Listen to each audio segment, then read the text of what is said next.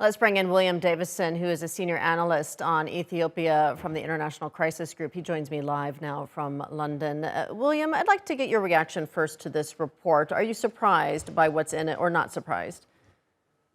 Not at all surprised. These findings essentially reiterate those of the media, other international human rights entities, Amnesty, and Human Rights Watch. But it is a very limited investigation at this stage. They've only really looked into 3 major incidents. And I think importantly, the UN experts have concluded that the restrictions on aid and services to Tigray amount to an illegal use of starvation as a weapon of war here.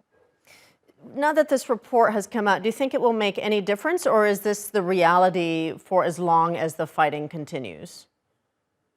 Depends what you mean, make a difference. I mean, I think unfortunately the this sort of international procedure actually changing the events on the ground, changing the positions of the commanders and leaders is highly unlikely. Of course, in theory, this is the beginnings of a process of an international process of accountability for those responsible for these crimes. So could it lead to some shift in the calculations because of that?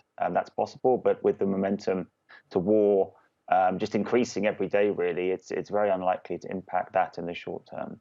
What are the risks for the civilian population as this conflict continues and escalates and spreads beyond Tigray to other parts of the country and possibly even beyond its borders?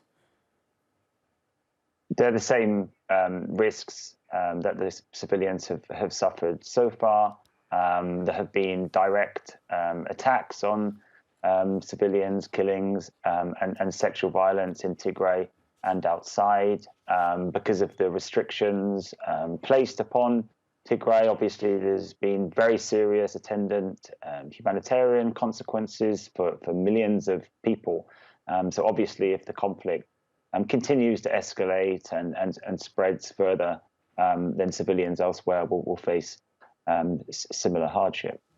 All right, we'll leave it there. William Davison joining us from London. William, thank you for your time.